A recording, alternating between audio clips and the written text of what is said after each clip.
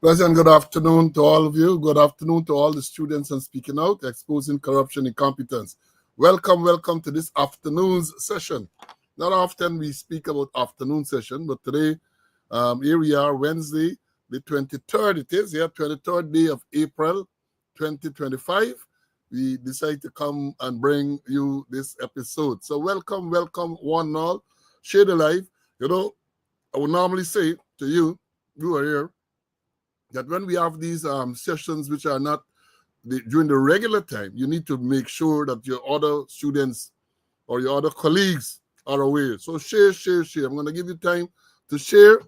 And I got to rebuke you again. You're coming to almost 400. And what we get, 8 thumbs up at this point. So share the live, give us the thumbs up, and let them know that we are on. A lot of people will be caught unawares. And the reason is, as I've repeatedly said, you have to subscribe to the channel. I know a lot of the regulars, when I look, have not subscribed to the channel on YouTube. Subscribe to the channel on YouTube. When you do that, there's a little bell that is called the notification button. I think it's on the bottom right hand. You have to hit that bell, and that will let you know anytime something is scheduled on this channel, Speaking Out, right? You will get, even when we post something, not only the programs we post, you will get the notification. I know many of you do, because I can see that almost immediately something is posted, either you like it or you make a comment, but others have to do that. If you are a Facebooker, follow the page. The page by the same name, Speaking Out, Exposing Corruption and Incompetence. Just follow the page and you'll get the notification. So here we are. Share the live. I gave the notification since yesterday that we're going to be on at 4 p.m. today, the 23rd. And some people responded immediately. I gave a reminder this morning that it's going to be on at 4 and that the school gates would be open at 1 o'clock. And immediately the gates were open, people came into the schoolyard. And that is what we want to see. It is a clear sign that those persons are following. So they got the notification. And then we scheduled at 1. As I've said, people came in right away. We have lots of students in, but again, share. Today, Wednesday, the 23rd day of April 2025. Another great day that the Lord has made. Let's rejoice and be glad in it. Let's give praise and thanks to be in the land of the living. Many would not have been this fortunate. And we'll tell you about some of those who passed recently and give you an update on some of the announcements that we made earlier. So share the live. Let's celebrate. First, as I've said, we're going to do the usual thing. By now, you know the format, roll call, announcements, and we're going to go into the program. But before I do the roll call, just wanted to say, well, I hope you had a wonderful Easter weekend. It's almost 1 week since we were here, 1 week is like 1 year, man. I didn't realize I would have missed this class so much. We were here last Thursday, only Thursday. Well, as we said, Friday would have been no program. Then Monday was Easter Monday. Can you imagine? Some student reached out to me on Monday, Easter Monday, to find out what time class started. Oh, man, come on. They reached out on Monday, so we had no class on Monday. And then I was unavailable yesterday. And as I've said, I had to make a great effort to be here this afternoon. But I did not want today to pass without you benefiting from the information that we have to share. We have lots to tell you this afternoon. Lots to tell you, lots. So we're going to go into the roll call. My colleague is here. I got to say it, but by now you know that once we have a program, CC is going to always be here. Once I reach out to you, you call, he said, CC available for us. I said, sure. Never let me down yet. Never. Right? Even if he has to go out some mornings, he ensure he organizes the schedule in such a way that he's back for 11 o'clock. Great teacher. Great teacher. So you should show your appreciation by giving us the thumbs up. And those of you who want to make a contribution, you know the story. Now let's go to the roll call. When we schedule first man in, all the way from Canada, man, at 1 o'clock on the dot, Aubrey, 9053. Congratulations. Well, he wasn't alone. Others came in at the same time. Wayne from the UK, Anthony from Petersall and the East Bank of Demerara. Then we had Joan from New Amsterdam, Peter Patricia from New Jersey, Esla, Felicia, they all came in at one. And shortly after, we have Lucius is here, Ian, Marcia, John, Magnell, Benji from Myconi is here with us, Vernon, Steon, Pamela, where's them in the house? Then Albert, Desri from Georgia, Marlon, Gaston, my squad mate from Canada, 9556 is here. Pastor Smith is here with us, 9339. Then is Sean, Denise, Colin. Colin is here, 6984. That was his regulation number. He's here with us. Jakey from Maryland is here. Carlton, my squad mate again, 9430. Ross Levi is here. Then it was Michael. Michael came in, followed by Cecile, Sheena. Danny is here. Morton, Ronald, Earl, Diane. Tessa is here from Orlando, Florida. Paulette, Jacko from Georgia. Rhonda Lane. Then I'm still, where's them in the house? Then it was Cranston. Then Kellan, Roy from upstate New York, Schenectady upstate, Clarence, and Linden, and he is all the way from French Guyana. French Guyana. Charles BX is here with us. 9407, Marva, Umi, Samuel, Rosalind, Ulrich is here. West Demerara, well represented West Demerara. Lennox, Vashti, Puran from Essequibo Coast, Courtney, then it was Roxanne, Princess R, Lamar Springs, Mark, Brian, Claire, Barbara. The true Guyanese is here with us. Latifa. Then it was Matthew. Then Clyde. After Clyde, it was Mary, Marcus, Claude, and Vibord 7464. Smitty is here with us. Then it was Mortimer. Then Derek Trotty, welcome. Elton, Emerson, Doreen, my squad mate from Canada, W349. Carol, Father Masha is still mashing. O'Neill, Lawrence. Lawrence is Georgetown. Karen, Claude, BX man is here with us. Julia. Then who's them? Nicola, Barbara, Onika, Roger. Then after Roger, it was Lyndon, Nigel. Then it was Gibbo is here. Grantley. Terrence Young from Canada, 97-95. Dorette, Winslow. Original Black Man is here. Then Omar Farouk. Pito from Queens, 8152 is here. Fergus, Siobhan, Brenda, Sean, another one from upstate New York, is here watching. Moses, David, Hazel. Then is another David came in. Clifton, the man from Paris, is here. Malcolm, Gordon, Mandela. Then it was Ralph. Ralph seems to be a new student, I can't recall. After Ralph, then is Siobhan. Then it was the Angel is with us. Pauline, Vibord, the man from the East Bank. Then it was Christy, Roderick, Charlene is here.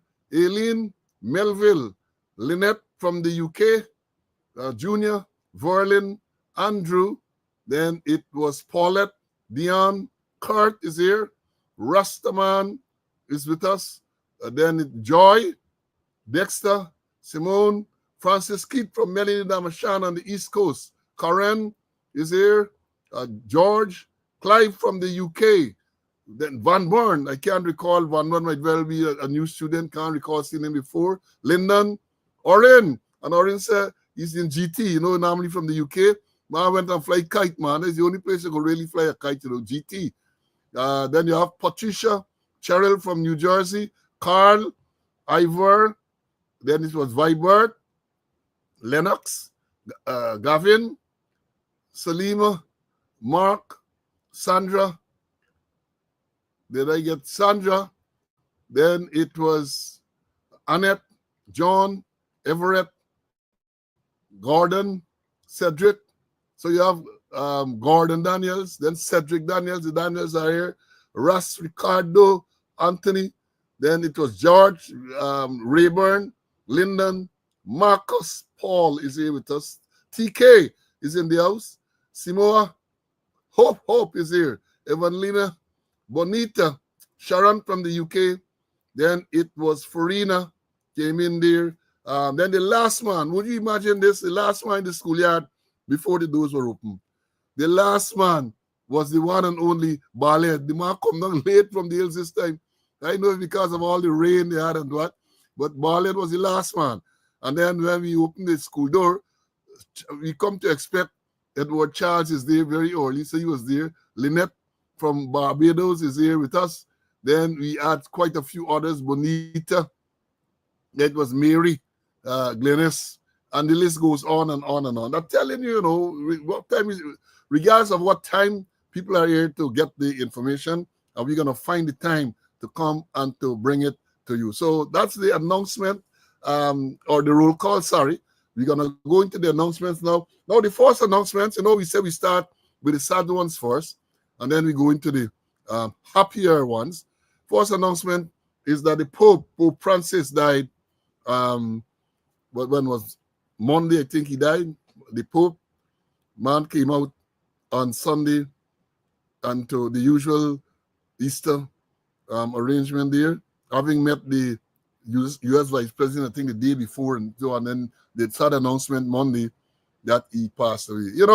It reminds me that regardless of your station in this life, we all have to go that path. We all have to travel that route. Despite how some of them behave, all the stealing, all the lying, all the corruption, they believe they're going to be on the face of this earth forever and ever. It's not going to happen.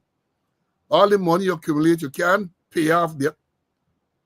DEATH, you might pay your debt, DBTH, DBT rather. I sound like somebody that you pay off the debt. But you can't.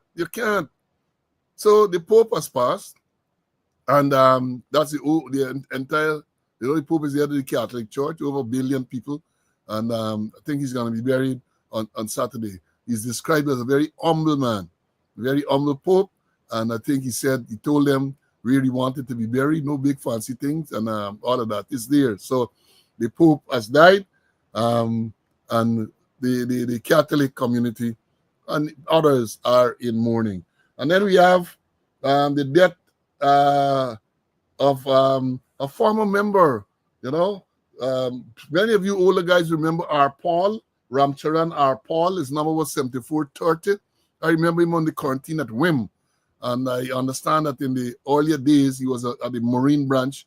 But our Paul died recently in New York. And the information we have here is that there will be a viewing tomorrow from 6 p.m. to 9 p.m. at the Bergen Funeral Home. There's 1430 Rockaway Boulevard, South Ozone Park. And the funeral service will be the following day, Friday the 25th, from 9 to 12 at the same venue. That's, again, let me repeat that.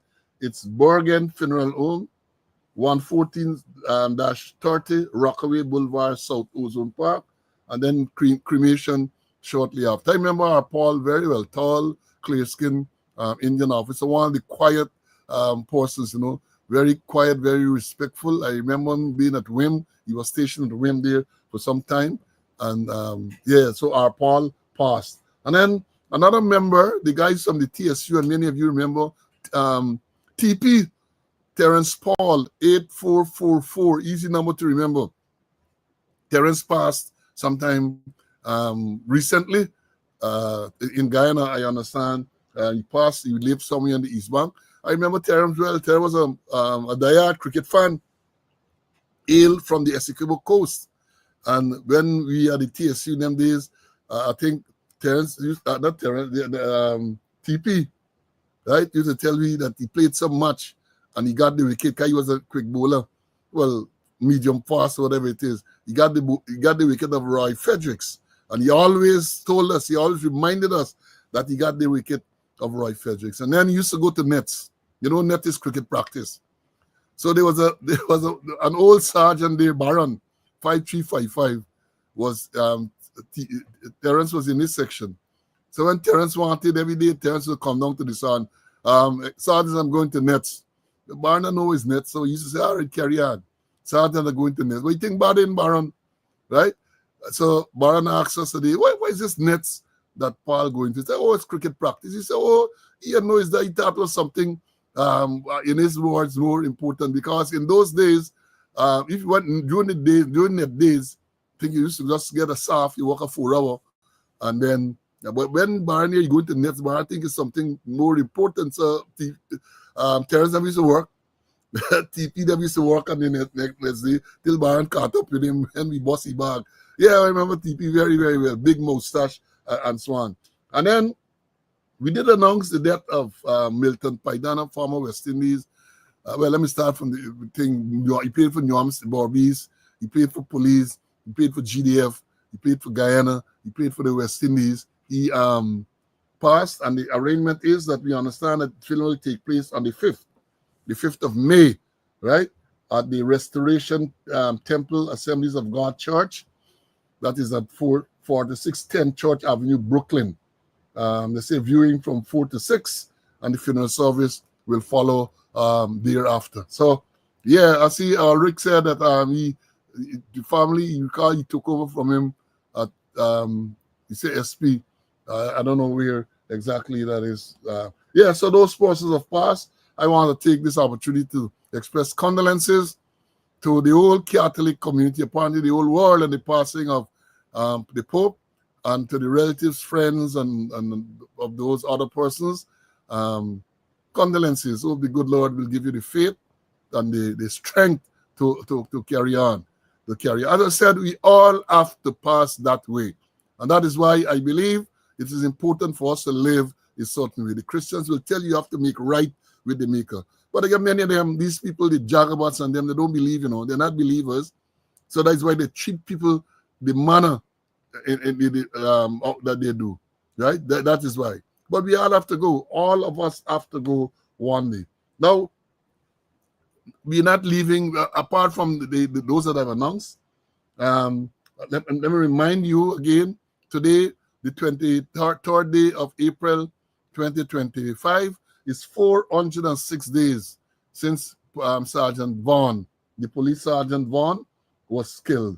Alex Vaughn, shot and killed on March 12, 2024, and up to now, apart from the initial thing that said some friendly fire, we can't hear anything else. We can't hear anything else. 406 days and counting, and I will continue to update the counter. 406 days and counting. And then, death stalks. Last evening, we understand a man in CC in your area, number 30 Village, West Coast, Barbies, some 49-year-old man, the house caught fire, and he died. He perished in that fire. So, and with the accidents again, as I said, we were here on Thursday, and between Thursday and now, there are 2 other fatal accidents. They can call it what they want to call it, incidents, or whatever they want to call it. 2 persons died on the road. One on the Essequibo coast. The sites he was riding. I saw the video, riding a electric cycle. He went in one direction, turned across. A pickup picked him up, and then they reported he died. Right, and then coming out yesterday, I think they're reporting now. And this man, the 25-year-old motorcyclist, Easter Sunday on the Essequibo coast. I think it's Queenstown on the Essequibo coast. And then they reported a 19-year-old Caneville motorcyclist died after crashing into a culvert. That was in Easter Monday. I understand. I said, well, there is not an accident. There is an incident. Someone died on the road. Someone. Both one with a electric cycle, one with a motorcycle. 19-year-old and 25-year-old. We're losing the young people like that. Many of these accidents, or most of the accidents with the motorcycles, are young people. And we're going to talk because the president made a statement, and I made a posting on social media recently, and I see a couple of them. So we're going to analyze it a little later. We're going to analyze it. But let me give you the other announcement, the birthday greetings and so on, and then we're going to move on. We don't have any birthday to greet today. I know, I'm not saying there's no one. We're not aware of it, right? But we have some belated birthday greetings. And the first I want to say is to retired Commissioner Leslie James. Leslie James celebrated, I think, on the 21st, another birth anniversary on the 21st. Also celebrating recently was a former member. Many of you might not remember Jackie Beard. Orion on the show here now is our elder brother. Jackie celebrated recently. Remember, Jackie years ago, she used to be at the band room. And then a guy who, the older police, I see BX here. So BX would remember Joseph Clifton, 10069, the big time chef, the best chef, we used to say the best chef the force ever produced. Used to be at the TSU, and when they start kitchen and thing at the TSU, Joseph used to be the main man. And the force sent Joseph and others to Carnegie. The Guyana Police Force sent them to Carnegie. Schwartz, Joseph, Thompson, Tapin. All there was 6 or 7, Talpi. All those men went there to cook, and the men came back and excelled.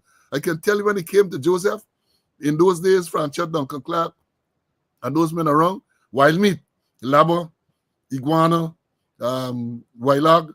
Well, you know when you talk about wild meat, you know about wild meat in curry. By Joseph revolutionized the thing. Labo in ginger sauce, labo in pineapple sauce, and all kind of fancy thing, man. The man used to treat you to. All kind of, yeah. So Piggies, yes. Piggies, I see him from time to time because he runs a taxi from Timeri to Georgetown. So when I travel, sometimes I travel with him. Piggies, yeah, yeah. So Clifton celebrated recently, and a man who's always on this. Well, I don't think he makes comment, but he always watching. I'm talking about Clyde Edwards, 0623 Edwards. He celebrated recently too as well. Another person who celebrated, Yonette Hazel. When I went to traffic there back in the 90s, she was there as one of the staff. Or Yonette celebrated recently. And the final one that I have to announce is Senior Counsel Royce Ford. My neighbor for many years when I lived in police quarters in Ivlery there. That is Barrack Street. Just opposite traffic headquarters. It was my quarter, the middle house. And then the one to the east was Mr. Ford, Roy Ford, the father of Roysdale. So yeah, Roysdale celebrated Observer one recently as well. So again, congratulations to all those who celebrated recently, who celebrated today, and we're going to celebrate in the near future. Congratulations to you all. Let me bring in CC, and then we're going to move on. CC, welcome. That was a long introduction. I know you're a patient now. Welcome. I hope you had a wonderful Easter weekend with your grandchildren and all of that. Well, I didn't get it with my grandchildren because they went to the Essequibo Lake main stay in Hattoncourt Lake for the entire weekend. They came back, I think, Monday night. But on the other hand, I spent some nice, quiet, quality time with my wife, because so I didn't get the children, so didn't get the children, so I look after the grandmother. It was lovely. I just wanted to shout out to a couple of people. On Saturday, I was doing some shopping in Regent Street, and a woman came in the place there and she said, "Professor Conway." So I look at her, you don't know me. I'm from Linden. I'm one of your students, and I don't miss the program. She said, "But the only thing that you should get it Monday, Wednesday, and Friday." I know she had spoken to Barlett, but and then she told me something. She said, "Look, I listened to you, and I heard you said that you bought the drug act, and you pay $5,000." And she went into her purse, took out some money, said, "Well, I'm paying for the drug act, and I give you some extra money so that you can buy more of those laws of Guyana." I'm not going to call her name, but I just want to say hi to her. And also to let people know that, we run the program at a cost, but we're not going out and look for nobody. We're not begging for no money. If you give us, we'll accept and we use it for that purpose, But we ain't getting beg. And then again, we work well in the Guyana police force, and we didn't do too much nonsense. And the thing is that we are not impecunious. We're not impecunious. We can survive.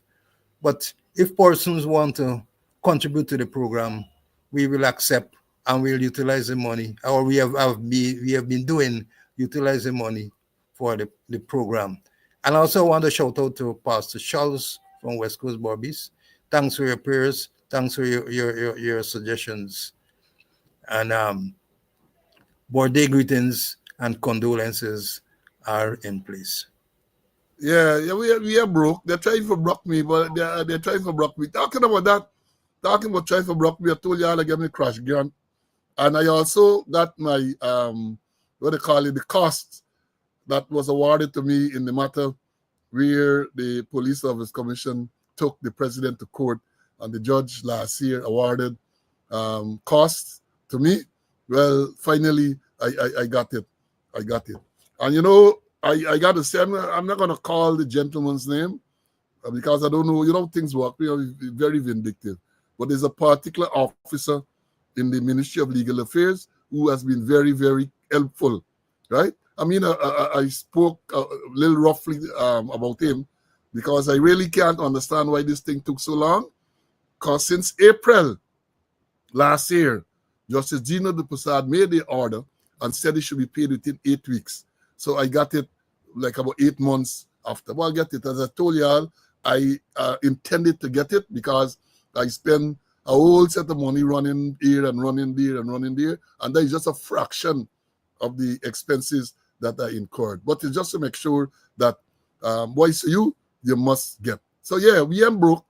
We ain't broke. So the one man had said some time ago, not on this program, I think it was with the Melly Mel matter when they started a GoFundMe, and somebody commented that black people like beg. And then somebody responded to say, well, we got to beg because y'all ain't teaching us how to thief, right?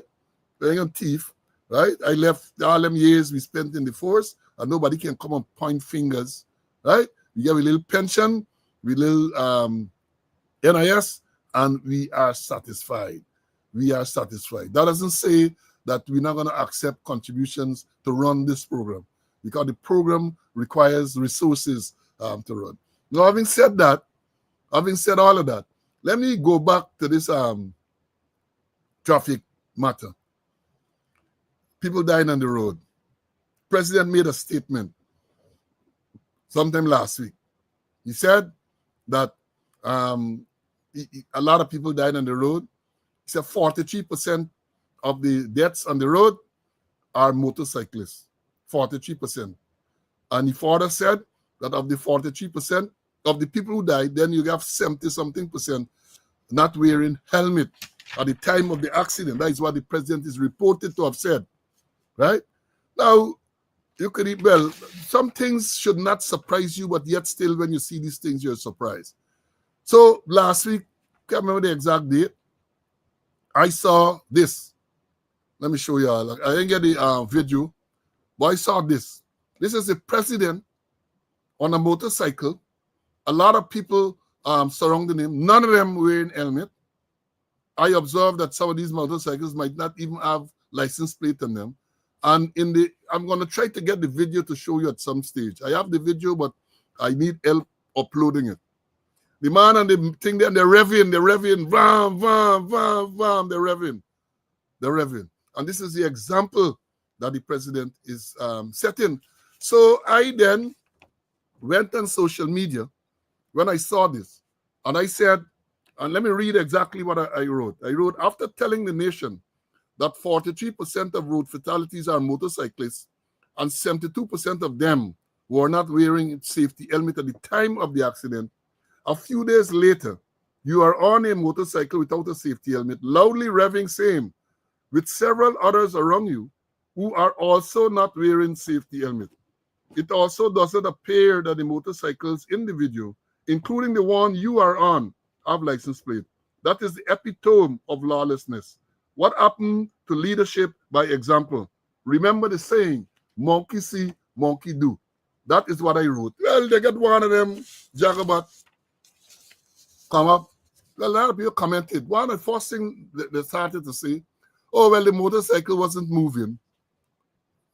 These people are so, how to put it? They just want to say something in support of what cannot be really justified. The president lamenting the fact that 43% of all fatal accidents are motorcyclists. And 72% of the motorcyclists at the time with the accident, they were not wearing helmet. And 3 days after, he is posing, even if the motorcycle was not in motion, The video, if I had it, I would have shown you revving, bam, bam, all them revving. And I said that's a bad example. That is a bad example, because if you want to show concern for this, people riding without motorcycle, even if you want riding in terms of moving, the cycle moving, right? You would have get an helmet. You might have taken this opportunity, or you should have taken this opportunity to demonstrate that you must wear a helmet even when you're just sitting on the motorcycle. And then Robin Singh, one of the sycophants, he wrote to say, I remember you refusing to comply with police instructions, a bad example that can lead to tragic endings. Hear what this man, in response to my statement that I just read, hear what Robin Singh and write on social media. He remember me refusing to comply with police instructions, and that was a bad example that can lead to tragic ending. So I know what he's referring to.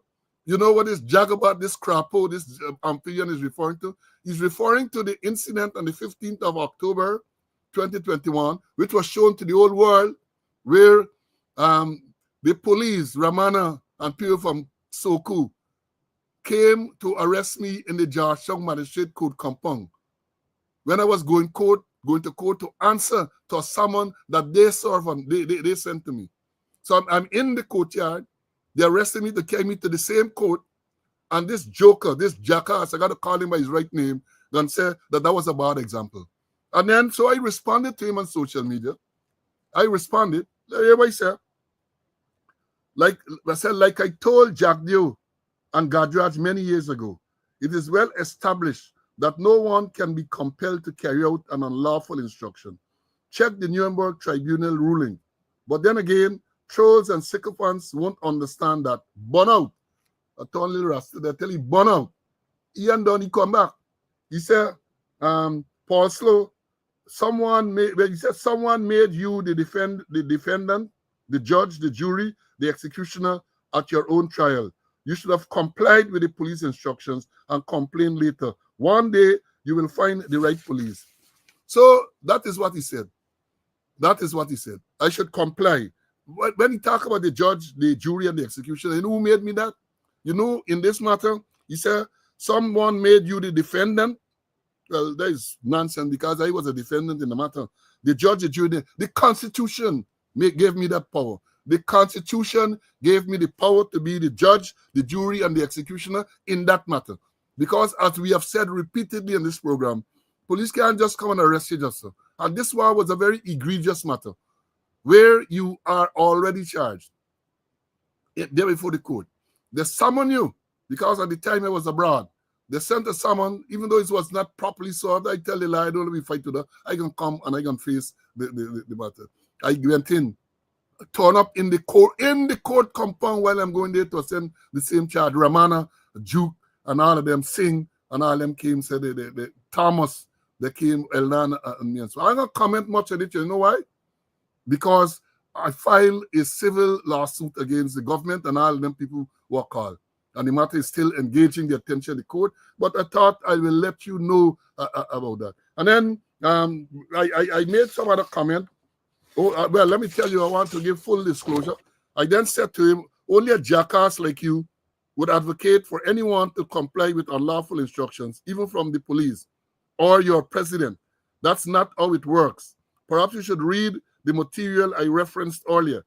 I will no longer dignify any of your comments from any other comments from you on this matter. I don't have time for fools, especially on Easter Day. This is Easter Day. Christ has risen. That is what I wrote. He came back and he used some expletive. I'm trying to copy it. I just delete it and so on. But that is the type of people you have. This is the example the president is setting. And when you talk about it, they try to come after you. But I tell you all already, and I'm going to repeat it again, I'm not afraid of any one of them.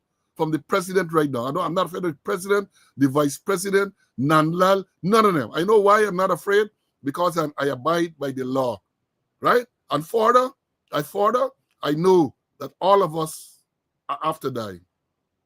I am comfortable with my mortality. I know someday when the good Lord decides, I have to go. Not like them. Them believe they're never dead. So this is the example the president setting.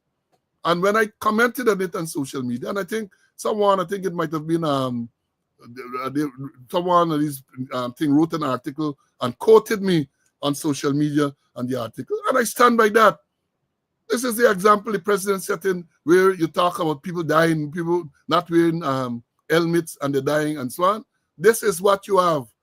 This is what you have. This is the example the president is setting. And, again, let me see if I pull up this. Hold on, I got one more thing to pull up. One more. They'll be with me a minute, right? Because as I told you, they're doing all sort of craziness, and then they're taking it out on people. So I told you already, we played, I think, sometime last week, the response by the traffic chief, because after the president made the statement, the traffic chief felt compelled to talk to his officers to respond. Here, what he tell them, for those of you who were not in class today, share the life. Here, listen to this. This voice is the traffic chief. He actually admitted that is the traffic chief. Listen to it. Yeah, good afternoon, everybody. Just want you to examine this post that was made by the president and look carefully at the spaces that you manage.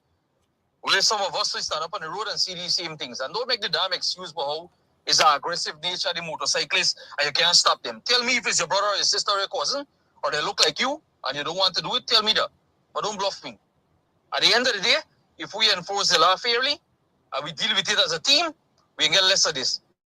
Instead of posting one policeman to address the issues that emanate from a motorcycle use, deploy the whole fucking station district, all the traffic counts in the district, and address the particular issue, and you will get some form of change. And don't ask me why, of course, because I don't think anyone, if I were the traffic chief, you would accept these things kindly or commonly or peacefully.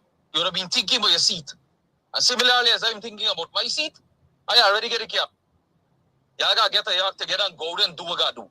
Officers and inspectors in the traffic department, you got a role for play. Don't hide in one office and think about what it isn't. Boys and them doing it in 4A, others doing it other places. We want to know one case and two cases no more. When you pull these people in and they don't have a helmet, they get a ticket, lodge the fucking motorbike until when they come the helmet, then give them back. Make it hard on them. And when you see the commanders telling you but they can't lodge the bike, you got to decide certain thing or decide if you want to stay with it.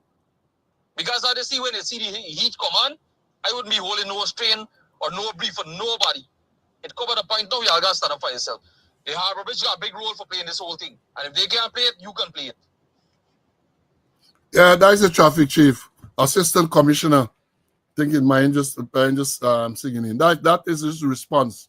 After the president made a statement about people dying and they're not wearing helmet, motorcycles not wearing, that is the response. And let me say this to all because they're going to listen, They're listening now, they're going to listen later. Because the people that didn't ride in at the time when this photograph was taken, right? They weren't riding. How did the motorcycles reach there?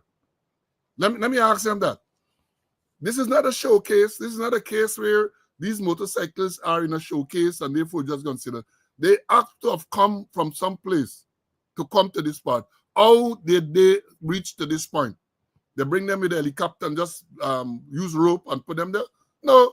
Somebody rode them and brought them there. More than one person rode them and they brought them there. And I am suggesting that based on what this picture is showing, that they rode them without helmet and brought them to the point. And don't tell me maybe it's not a road. You're wearing, if you want to promote safety for motorcyclists, once you're going to mount it, you should get on a safety helmet. That would have been a perfect example. That would have been a perfect example. But rather than that, you have that, and then people coming out to tell you all sort of, I'll use the term, nonsenseness. They come to tell you nonsenseness. It's incompetence, not only incompetence, my dear. It's just that these people out of the depth, they don't know what to do. So that's why you could get a response like that from the traffic chief. And I said before, and you all know, most of you, I was traffic chief on 2 occasions. You got to call the people together, come up with some plan, devise a strategy for dealing with this thing. Because in defense of the ranks and on traffic ramps on the road, when you see stamp on the road, directing traffic at some intersection, and a man pull up with a motorcycle, what are you going to do? You're going to snatch you off the motorcycle? The traffic man on patrol duties in motorcycle, car, a man come, what are you going to do? What are you going to do? You're going to chase behind him, that's what you're advocating, right? So that is a problem that they have, lack of leadership. Because once the president made such a statement, which if you were doing your work, the president wouldn't have to make the statement, call the men, summon the people, sit down with your senior people and work out a strategy how you're going to deal with these motorcycles, the motorcyclists who are riding without helmet. But to use all the expletive and then telling people to break the law, to enforce the law, latch all the effing motorcycles, and then telling people to be disrespectful and indisciplined. Don't bother with what the commanders say and so on. That is the type of leadership you have now in the Guyana Police Force, and that is why the problem ain't gonna solve once them jokers are around. Once those jokers are around, it is not going to be solved. Because as the man said, he concerned about his seat. The man is concerned about his seat, and he don't get a cap. That is what he's saying. So he's more concerned with that. Optics. And you know, if we talk about optics again, this would have been a good opportunity, because I like optics, for the president and all the people here to be wearing the safety helmet. So it's optics. Telling people, then you could have run with that and said, in the president wearing a helmet on a motorcycle. But no, they didn't do it. What more gotta get? I said, I'm gonna say, how did the motorcycles reach there? See, let me bring in you, man. You're not the magician, because the magician is the man who makes cocaine turn to flour, right? And so you're not that type of magician, but you might be able to explain how these motorcycles reach from wherever they came from to this point where the president and others are sitting on it without helmets and so on. Go ahead, buddy. The floor is yours. But it was real shocking to see the president days after he spoke about 40-something persons died, motorcyclists died not wearing, and 70-something weren't wearing helmets. And there is it, the president on a motorcycle, revving it with a whole set of other person there, none with helmet, none of them motorcycling, no number plate or anything, And there's some naysayers saying the president wasn't riding or he wasn't driving and it wasn't a road, it wasn't a highway. All sort of nonsense you hear. And I recall even in training school, they used to tell me that you're in charge of the vehicle and you have something to do with the propulsion of the vehicle. You hear the president revving it. And then they're saying it's not a road, it's not a highway. And here what they say about road, chapter 51:2, they say road means any highway and any other road to which the public has access and includes bridges over which the road passes and any wharf, stelling, or part of the foreshore to which the public has access. For the sake of emphasis, let me repeat. Road means any highway or any other road to which the public has access and includes bridges over which the road passes and any wharf, stelling, or part of the foreshore to which the public has access. So there is the president and a whole set of his people there. I know sometimes I was commander for Region 1, 7, 8, 9, and 10 at the same time. I was a senior superintendent. Now Region 1 get a senior soup. Region 7 get assistant commissioner. Region 8 get a superintendent, the one who was involved in a fatal accident, and they rush him away and send him there. And Region 9 got a assistant commissioner. Region 10, I think, get a deputy commissioner there. Now, the thing is that the president, we expect example from the president. And there he is on a motorcycle, revving it. He didn't fall from the sky and he just jumped on there. But he had something to do with the revving it, the propulsion of the motorcycle. And then Paul Wayne, look at it. I wonder how many of those vehicles were smuggled across from Brazil. I wonder. That's why they can't get number plate. How many were smuggled across from Brazil? I remember time when I was commando, I smashed a smuggling ring because I used to bring across motorcycle from Brazil. After you a ponga ganja and you get a motorcycle. and they used to bypass Kubukwari and Maburo. They used to use some trail and then up till at Ichuni and this kind of thing, but we were able to smash it. But the thing is that if you get smuggling, the police has got to be able to deal with it. And it has a relationship with the police in Guyana and the police in Brazil, the police and the border. So I'm not surprised if those motorcycles, many of them, have been smuggled across the border and are being used in the presence of the police. Well, in the presence of the president of Guyana. It is not a good thing. It is not a good thing, when the thing is that the president, if that is the example he's setting, and some people say it's a photo op. If it's a photo op, we painting the wrong picture. We sending the wrong picture to people here. That is wrong. That is completely wrong. And even when you use Jack the word, it is reprehensible. What we saw there is reprehensible.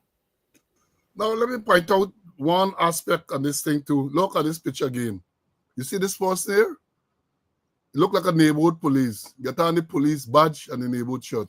So he's there with the president. He's there. And one of the students reminded me that if you're sitting in a vehicle behind the driver's seat, right, you can be charged. If you don't have a license, you're charged for being don't have a license. You're sitting in the vehicle behind the driver's seat. You're not supposed to be there unless you have a license. So what happens if you are sitting on a motorcycle and revving the engine? Should you not be complying and wear a helmet as well? And to continue with this same matter, they talk about this new traffic ticketing thing, where it is now electronically generated. They said on the first day, I think about 259 were issued. That is 2 weeks ago, right? And perhaps you can give us an update. How many traffic tickets were issued since the implementation of this new system? Tell us. Tell us. And then how many of those tickets were paid?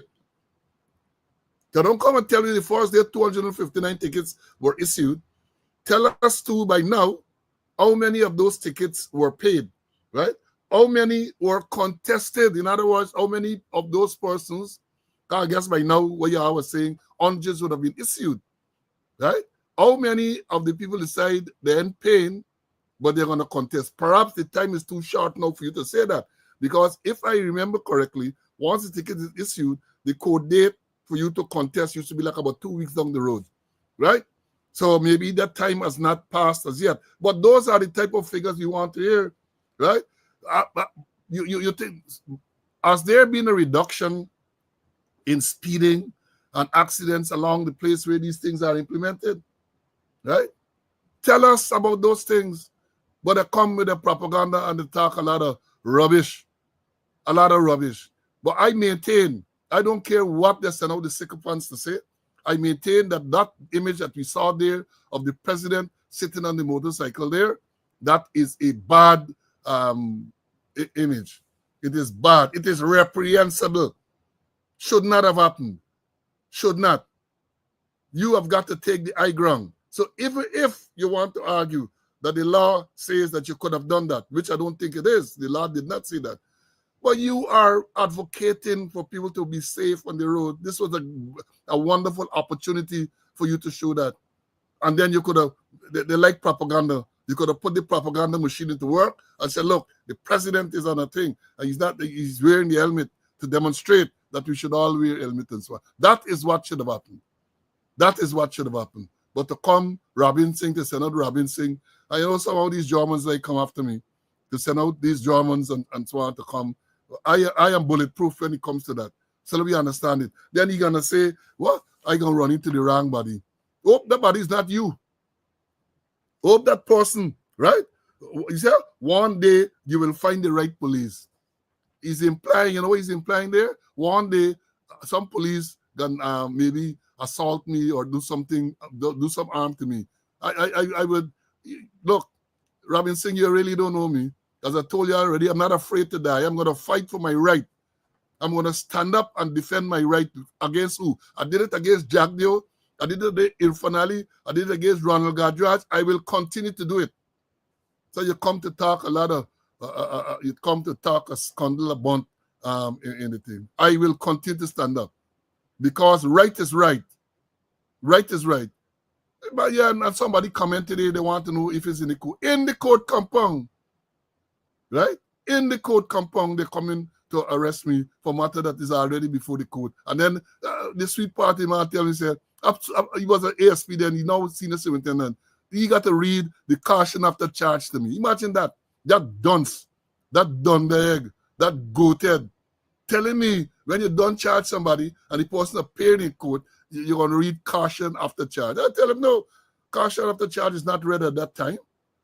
I had to do a little lecture to them dunce you get in the place there. Because, what we used to say, dunce, goat, Joe, goat, or something like that, maybe they go into school. Let me come off of that and move on. I got enough more things to talk about. We told you on this program here over a month ago, there was this report of this man who died in the police station, right? Man died in the police station. We show you the picture. We're going to show it again. Handcuffed on the floor, police station. Now, after 1 month, Kali was saying the police wasn't making any release on this thing. After 1 month, the police came out with one of the usual lying statement. Here what they say, I'm going to read the statement and then we're going to analyze it. Here it says, it added, suspect dies in police custody. Sorry, let me read that back. Suspect dies in custody after stabbing female security officer in minibus. Then they go to say a 21-year-old security officer, Fiona Jones, attached to the U.S. Embassy, was brutally attacked and stabbed while traveling in a Route 31 minibus on March 15th. The suspect, identified as Delon Lawrence, 21, later succumbed to injuries sustained while being restrained by members of the public. The incident occurred around 9 p.m. along the Lagrange Public Road, West Bank, Demerara, according to a statement from the police headquarters. Jones was seated at the back of the minibus near a window when Lawrence, seated nearby, suddenly drew a knife and began threatening her and other passengers. The driver pulled over as passengers scrambled to escape, but Jones was unable to flee.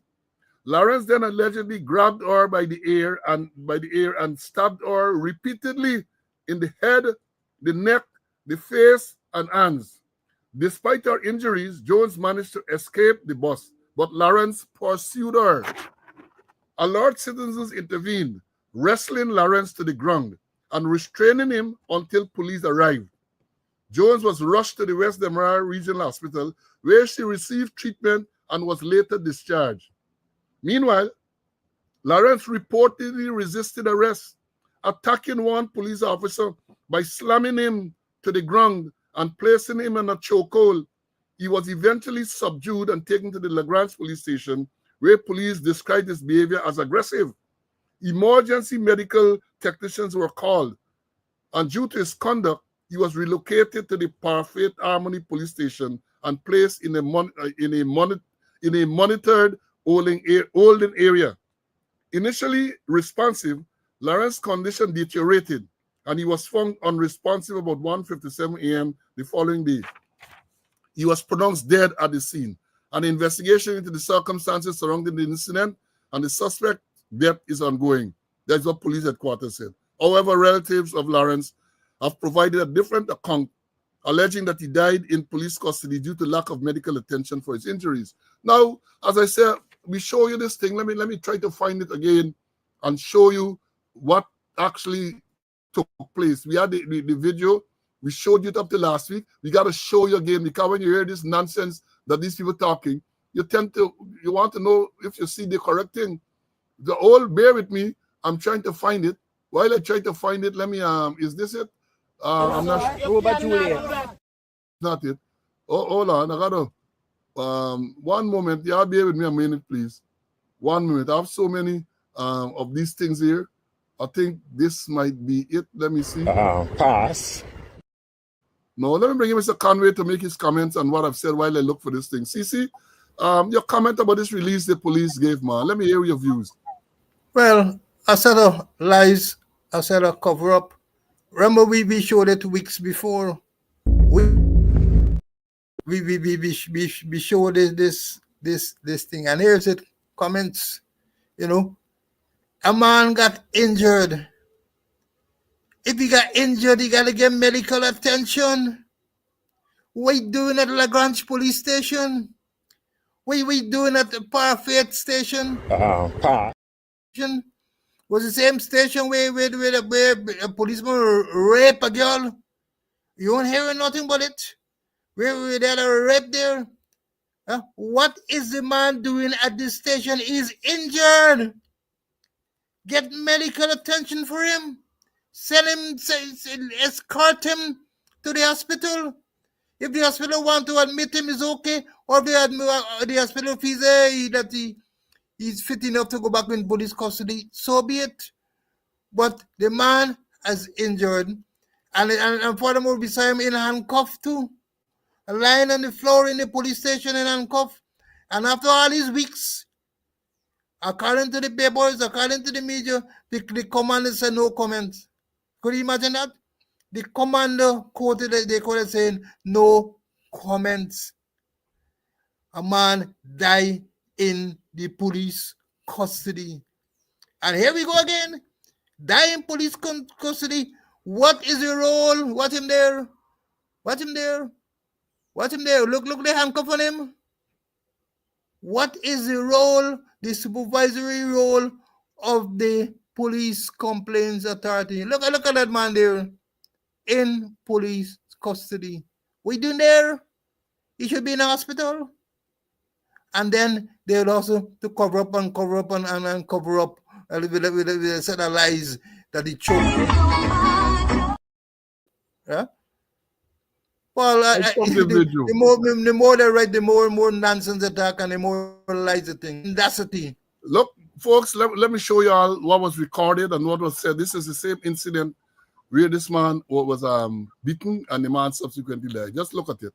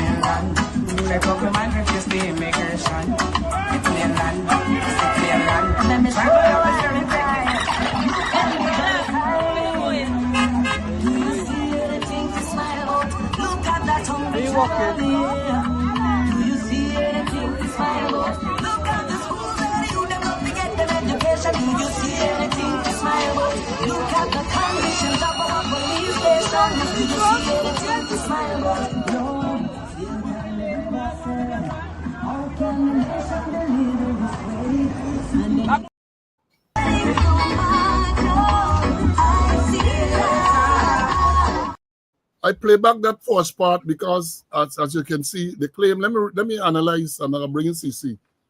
They say, according to the police, right? This man was seated in this bus. He attacked passengers. Right? He stopped this woman, brutally stabbed her. That's what they say, right? They say he brutally attacked and stopped her while she was traveling in the minibus. So this brutal attack, then they went on to see, she went to the doctor, she was treated, and then they come in with a liveness and later discharged. She received treatment and later discharged. How long after is later? You see, I tell you, got to analyze these things. Was she ever admitted? I doubt whether. So when they talk about later discharge, they might be correct when in terms of your thing. When you analyze it further, later might be an hour or so after she was treated, she was discharged. So the injuries could not have been life-threatening. And then they went on to say, the driver pulled over, passengers scrambled to escape, but Jones was unable to flee. Then Jones is the woman who was being, who the claim was attacked. Then this dead man, they said, allegedly grabbed her by the ear and stabbed her repeatedly in the head, neck, face, and hands. I would love to see this person to see where these marks are, right? Alert citizen, no one able to say. Then they went on to say she managed to escape, but this man pursued her. We just saw, let me play that back here, man. We just saw there that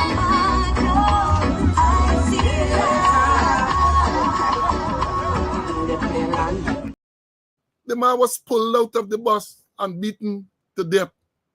The man was pulled out, but the police telling you that the victim, the first victim, Jones, managed to escape the bus, but this man pursued her. That's what I say in the statement. Alert citizens intervened, wrestling this man to the ground. Where was this man wrestled to the ground?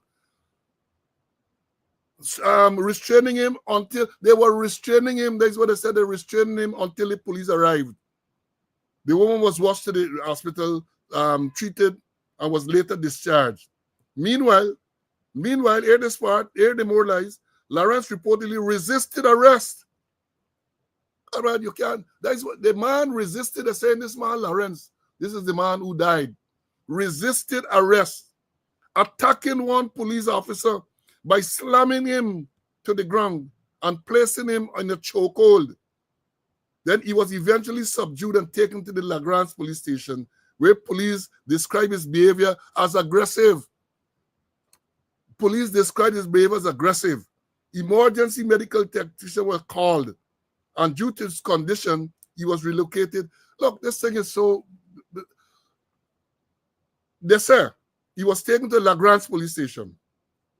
They call emergency medical technicians. And due to his conduct, what conduct you're talking about? He was located in the Parfait Harmony police station and placed in a monitoring holding area. They should tell you, go and see where this area there as well. Go and see where, pure lies. Pure lies. The man, as Mr. Conway said, from what we saw there, the police intervened. All this lie with the term of the man. At what stage was this man able to attack police and put police in chokehold and all them everything? At what stage? This man was beaten mercilessly there and then. And based on the post-mortem report that I saw, this man had lashed the head, broken ribs and all them everything. You can't fight nobody. Can't fight no one. But I took the man to the station when he should have been taken for medical attention. And then they're telling us that they call emergency medical people, and due to his condition, he was relocated. If medical people come, this man get fractured ribs. All them mark this man would have gotten from the beating. Are you telling me emergency medical people say he must go to another police station and not take him for emergency treatment? All lies. And let me say this. Well, of course, they said investigation. That's OPR.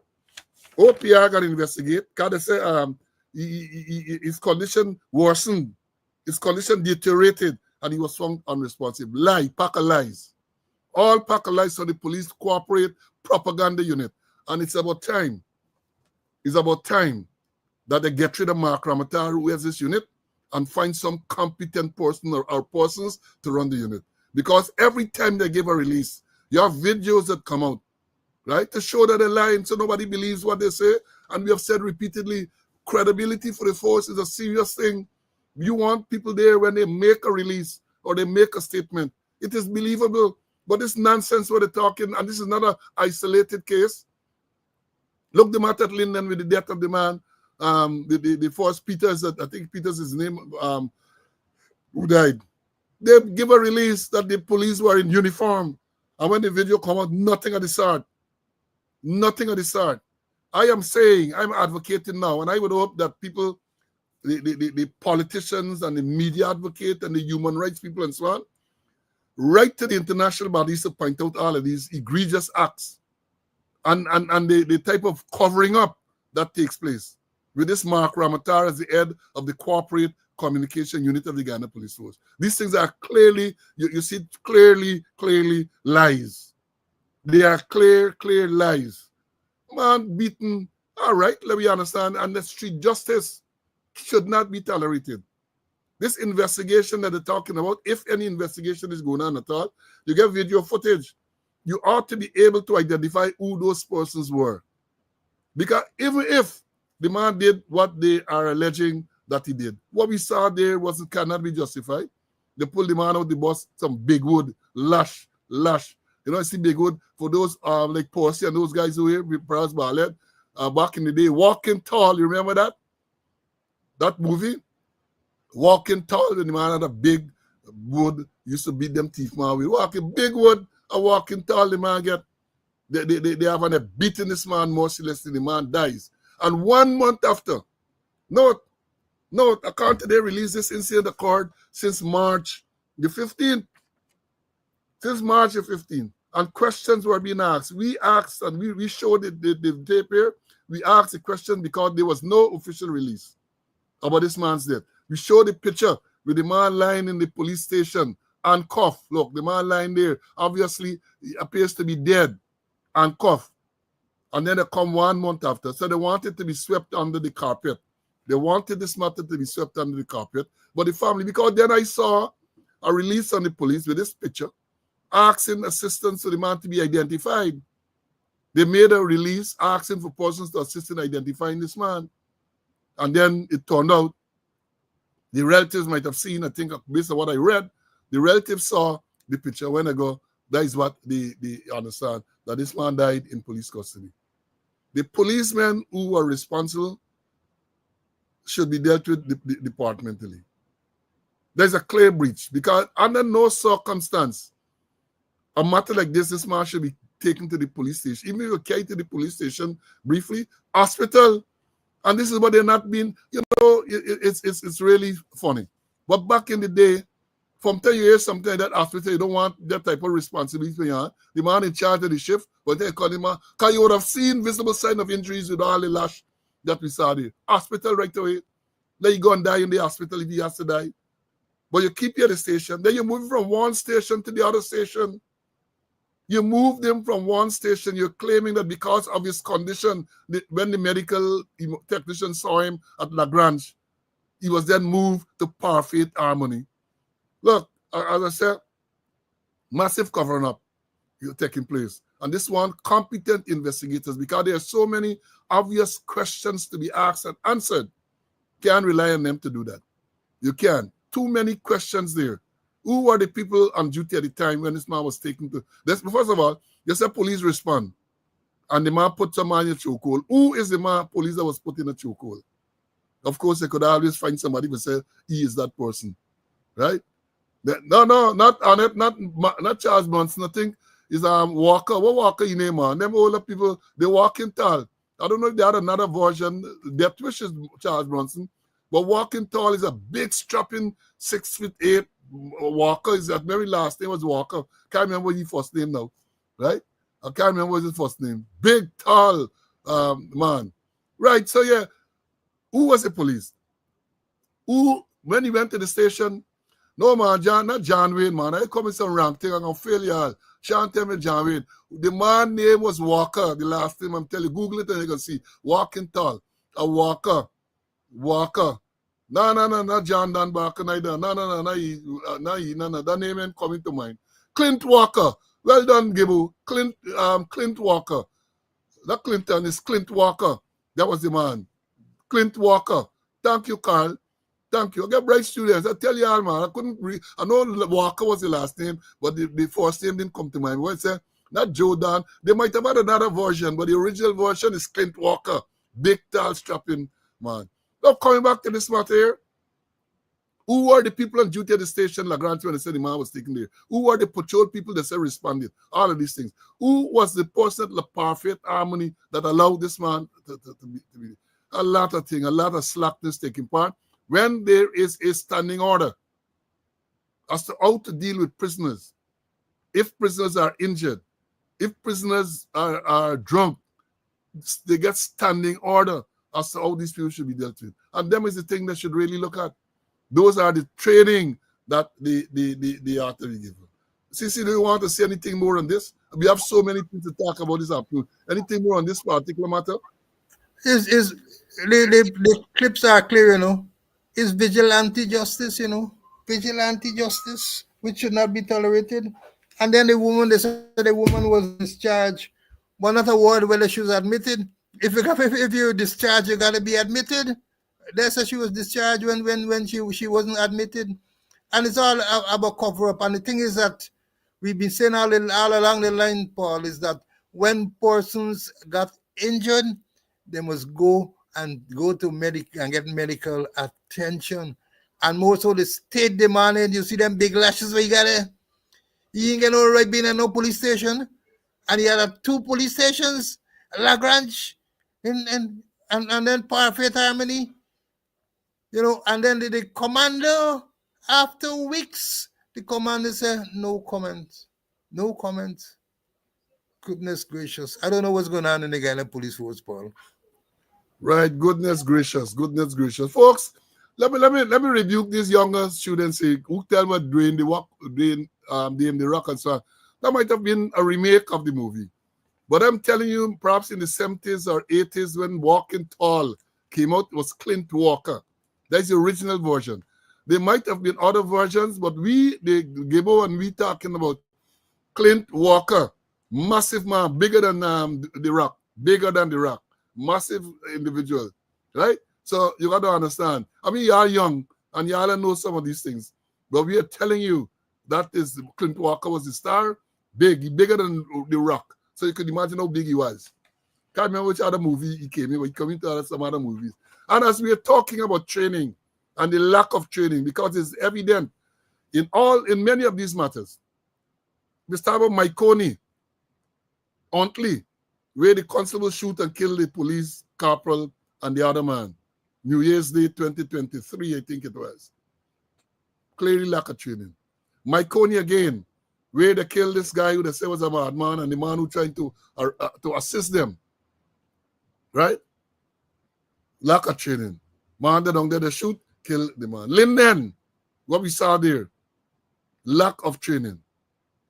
Across the river we talk about here, it is evident that training is lacking. And then Jack Dio came out to say that the police are properly trained. That is what Jack Dio said. I'm trying to find it here. Jack Dio made a statement, right, that the people are properly trained. I'm going to find it and we're going to talk about it too. And then one of the things I saw over the weekend, yesterday, the 20th, Ghana is not a real place. Robeson Ben, your name calling again. Share the life, man. Yeah, share the life. I'm not warming up. You're not warming up. Share the life. All the tiredness that I had later gone. Had earlier gone. Right? Now, this is on the 20th Stabrook News. Prison Kanu officers trained in non-lethal weapons use. Hear this. Stabrook News on the 20th of this month. The caption is, prison, Kanu officers trained in non-lethal weapons use. Here they go on to say, more than 100 selected ranks in the Ghana Prison Service and the Custom Anti-Narcotics Unit have completed a non-lethal weapons training program designed to equip officers with the skills required to manage high-risk situations with minimal harm to staff, inmates, and public. A release from the Guyana Prison Service said that the training was facilitated by Professor Oyeyema Mashama, an internationally recognized use of force specialist, and the founder and director of ASMA Security Training Academy, a leader in law enforcement, correction, and private security training.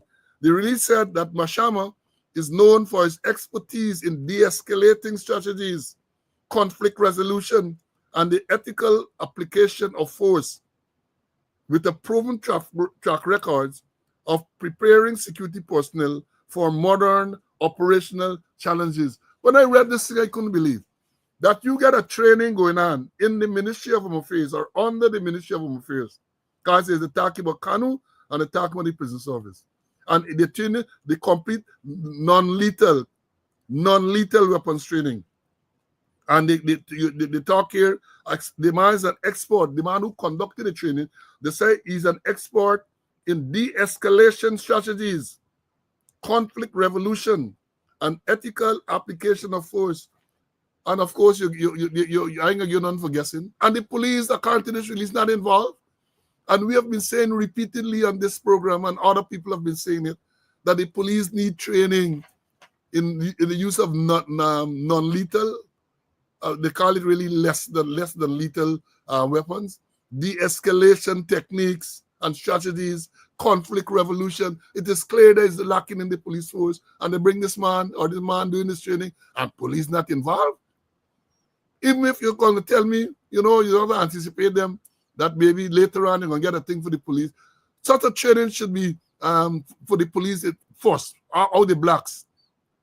How the blacks, the police should be made to go through that type of training. How the blacks. But you get that type of training and you're not the police. And it is clear, evident, police and get the necessary training. And so therefore, many times when these things happen, you can't blame the ranks out there, because the ranks can only do what they were trained to do. And when you send them out, as we have said over and over, you have a situation, you send them out with a firearm. When they're confronted with some resistance as well, you're telling them basically they got to resort to the use of firearm. And let me say this before I begin Mr. Conway again. A lot of people have been querying, especially since this Linden incident, why police going out with gun, police should not be going out with gun. I said repeatedly, I've been saying it, right? Police, there's nothing wrong with police going out with firearm. I don't see anything wrong with police going out with firearm. I told them about, for example, I mentioned last week, they got New York, almost every police you see packing, almost every police packing. But the people who are carrying the firearms are highly trained to use the firearm. How we say using the firearm, you ain't talking about putting a rung in the breech and squeezing the trigger and hitting the target. When to do so, when it is justified to do so. That is equally important, perhaps even more important than the actual mechanics of the firearm. But we ain't get there. I challenge them, and I'm challenging them again to prove me wrong. I am saying that in Guyana, people wearing uniform, whether it's police, whether it's GDF, whether it's private security, I say about 95% or more don't know to use the firearm properly that they're carrying. I mean, I'm talking about squeezing the trigger. I'm talking about the Daco story. Peter and them by no Daco. Let me get all this joke. I was a young chat sergeant and corporal sergeant. I got sergeant at the age of 21. So I was a chat instructor, and Daco and them men jealous of the fact that we were flying high, right? Jealous. Because you were very competent. Me, Albert, Tapin, and them guys, very competent. So they making nice how these young men and these young men and young men. Courtney Lane, all the police there remember Courtney Lane too. Carl Daco, he a revolver. Say, teach this revolver. Teach the student this revolver. The man hold the revolver. The man said, this revolver, forget about all the method of instructions and so on. You know. Say, you hold the revolver. He said, this thing when we hold is the handle. You get that, the revolver, 3 parts. You get the handle, you get the mouth, you get the trigger. To use the revolver, you hold the handle, you point the mouth, you squeeze the trigger. Lesson done, man. So lesson done. I go tell them, you get the revolver, you get 3 parts. You get the handle, you get the mouth, you get the trigger. To use it, you hold the handle, you point the mouth, you squeeze the trigger. He wasn't an instructor. So that we understand this, he wasn't an instructor. But I'm saying that to say to us that the people are not properly trained. And in many instances, the people who are involved in the training, they too lack knowledge. And I would have thought by now, they would have devised a proper program to make sure for us, just CC would tell about train the trainer, so the trainers can be properly trained. And when we talk about being properly trained, we're not talking about the trainers necessarily able to be a marksman. Because when I started doing training, even though I knew how to conduct the training and so on, when it came for demonstration in the range, I could not have, I couldn't do the demonstration. I used to call Basil and them by to do the demonstration because they were better shots. But within a year or so, I honed my skills and became the top revolver pistol shooter in the force. You gotta understand, and the reason why I could have graduated to that level is because I knew the theory, and it's just now to apply the theory to the practice. So you got to understand, they have to make sure that the instructors are properly trained. When I was in Barbados as a commander, we used to get this anti-crime patrol. And one morning, it was a Saturday morning, there was some incident. I can't remember exactly what it was. And I called the patrol. They went into the CID office down at Central there. And I went across. And I talking to them and talk. I said, when you may fire? Because some of the nonsense, when you may fire? Then I challenged them. I said, among, I think it was 3 or 4 of you, y'all come together and tell me 3 rules when you may shoot, when you may fire. Don't tell me what when so ordered by a supreme rank. Leave out the one. and I think I've offered them some money. No, they couldn't say it. They couldn't say it. And I remember well, and the older guys would tell you, being Bobbies, was me and Nolan Hendricks. We acted there, and Hendricks was an instructor too at the TSU, and at the time he was stationed at Fort Wellington. And I said, Nolan, you and I, as seasoned instructors, will conduct instruction classes on the use of firearm in the division. He had West Bobbies, I had East Bobbies. And we used to go, Miss Commander, to go get a dust coat and teaching the people them. There is a problem, notwithstanding what Jack Dio said about training. There is a problem, not only training in the use of firearm, training to de-escalate, training conflict resolution, training generally in the force. It's lacking, and it shows up when you have incidents. Shows up. Let me bring in Mr. Conway. Move on. Time flying. CC, over to you. And that you want to make any comment? I know he's a training man. I'm sure you want to make a comment on training based on what I said. Yeah, the use of force is part of the police work. From time to time, the police gotta use force, and also they gotta make split-second decisions in situations that are tense, uncertain, and rapidly evolving. And there's where the reasonableness comes into play. I'm happy at least an attempt is made with Kanu and the prison service. But then what about the police force? They are the main culprits. They are the people involved in the situation. And you got to deal with the police. I say over and over, anger management, conflict resolution, how you de-escalate situation. Even things like self-esteem, things like effectively dealing with people. A whole lot. I saw some part of the course content, but I'm not certain what was the methodology. Did they have hands-on training? Did they use video presentation? Did they have question and answers? Did they have demonstration? And I don't know what was the methodology.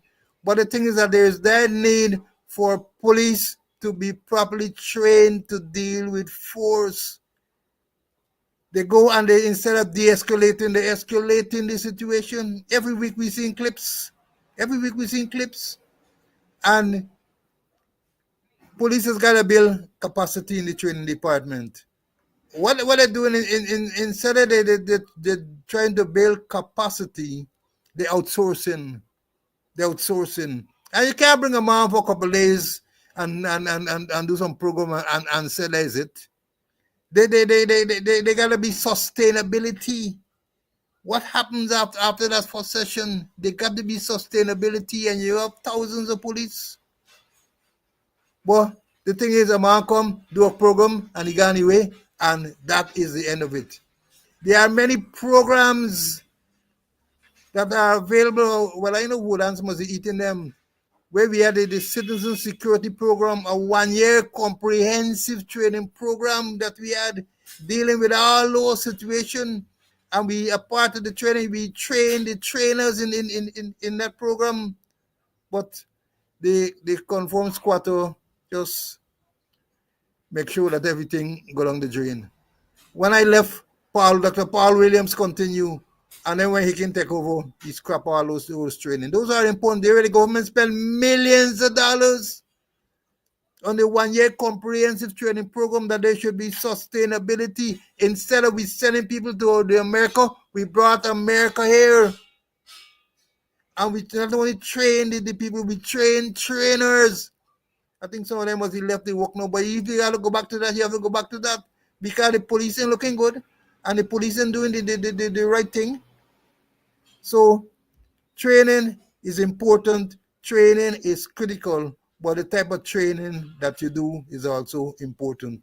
And you have to train the trainers. Bring people to train the trainers, or send them out. Let them go and get training and come back. But no, We get a woman there who in charge of training, who went to Russia and did forensic science, and she came back and she's in charge of training. No idea about training, but she's in charge. So what do you expect to think? If they had and get no idea about training, what do you expect is going to happen? That's why we get in a Harlem situation on the road. Every week there's something. Yeah, every week there's something. One of the problems too with training and the management general, you have to accept that there is an issue.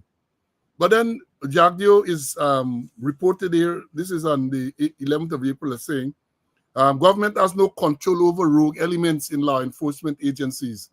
He goes on to say, you can't predict, there's one of the excerpts, you can't predict rogue action. How do you train against it? The Guyana police training is solid. You can't shoot people like that. Jagdio said in a response to a question at a press conference on Thursday about whether government would now re-examine the operating procedure of the Guyana Police Force officers' confrontation with members of the public. Basically saying no, they need not to do that because you can't predict rogue action. How do you train against that? Well, let me tell you, Jagdio, you can very well train against that, right? You have scenarios, you have role plays, and all of these things. How to handle certain high-stress situations.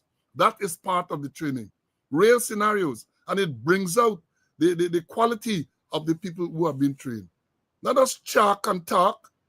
So maybe that is what you're accustomed to it, so you can't train against rogue. What is a rogue? Who or what is a rogue element? Let me tell you what the definition is. It's a dishonest, untrustworthy, a scoundrel, right? Then it go on to say synonyms include a swindler, a quack, a cheat, a trickster, a villain, or a prayerfully mischievous person. A dishonest or worthless person, mischievous person, a scamp. You tell me you can't train against that? Proper training will identify those antisocial behaviors.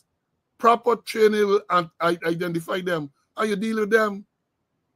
So, and again, that is part of the problem, because what the vice president is saying in response to this is, you can't train against that. You can't train against what you saw happening at Linden there, where the sergeant run and end up shooting his man. He said the gun went off accidentally. A trained man gun don't go off accidentally.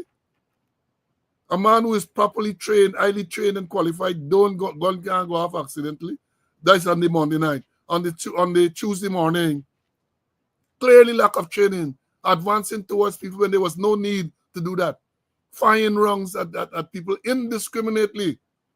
That is not how it is done. Training addresses those things. And I can tell you, Jagdio, because I used to be in charge of training for a period of time. Crowd dispersal and those things, that was me forte. Not only training in its application as well on the road, and you know that. You know that. Because during that time, when we had to go out on the road at the TSU, 1992 and subsequent years, not a single person died. Not a single, even though, and that is the point I want to make, even though you're always armed with live rounds. So you hear some of these commentators say, why they go with live rounds? You always went out there with live rounds, but you were trained, adequately, properly trained to know how to use the escalation process. You saw none of that there the last Tuesday, because as I've said, and there's no secret, the training is minimum force. Minimum force. And minimum force, as I used to teach, Mr. Conway and others remember, minimum force can be maximum deployment of bodies. That can be determined as minimum force. Maximum deployment of bodies. So you said enough police. That is minimum force. They aren't going to do nothing. Just so the presence, right, can deter people from taking any action. Then we have in the thing, you have taste smoke. First of all, even before that, baton charges to go and arrest people. The British came down here around 2009 when I was still there in the force. And the training was redesigned to make sure that buttons and shields and all of these things, the people provided us with equipment. Then after that, you button and shield and failing and so on, then you might consider using chemical irritants, taste smoke and such like. Live firing is the last resort. And they get stages of live firing. And even before the training, before you go to that, you have to warn the people that they must disperse or you will fire. A big banner, don't even have them thing now. No, you put it up because some people might be in a position where they can't hear you. So you got a big banner that is raised in the air. Disperse or we're going to fire. You saw men going out there to deal with a situation, opening fire. They didn't even get a bullhorn. Not even a loud air, a bullhorn to warn the people them. Nobody attempted to read a riot proclamation to them under the Criminal Law Offences Act for them to disperse. Nobody did that. So it's lack of training. And Jack Joe could say whatever he wants to say, right? It is lack. I guess tomorrow you can come and you can talk a lot of nonsense again. But I'm telling you, the training, we had the training back in the day, and that is why even when the TSU was calling to action, people, protesters, and people were not, even rioters were not killed. They were not killed because you were properly trained how to use the force. But now, men going out there, they didn't even know what type of wrongs and things. As I've said, they're using shotgun and all of this type of thing. And an instructor admitted to me that he doesn't know what is the cone of fire. Now, how do you engage a crowd with a shotgun when you don't know the cone of fire for the firearm? You have to know those are standard things. You have to recite it as an instructor. You have to recite what is the cone of fire. At 10 yards, this is the cone. At 15 yards, a thing all the way down to the maximum range of the firearm. You have to know the cone of fire. The commanders have to know that. And that is how you will know when and how to engage a crowd with a shotgun. But you get you running out the wild. What type of shots to use? Right? What type of shots to use? And if at that senior level, people are going to make a statement like that to say, you can't predict road action and ask the question, how do you train against it? Then he said, the Guyana police force training is solid. The vice president said that a couple of Thursdays ago, about 2 Thursdays ago. The Guyana police force training is solid. You can't shoot people like that. Then you train is solid, how they end up shooting people like that. Then he goes on. He said, once the investigation is done, whatever the outcome is, action would be taken. Right? He said, I spoke with them. I think he's referring to the family. I spoke with them, and I assured them that the People's Progressive Party and the government will not cover up anything in relation to these cases, that we are interested in full, impartial investigation too. And whatever the outcome, the consequences will be felt by those involved, the VP noted. According to the police force, the shooting occurred during, well, I'm not going into that again. That is what he said. That is what the vice president is reported to have said. And let me get this other piece of back in before bringing Mr. Conway.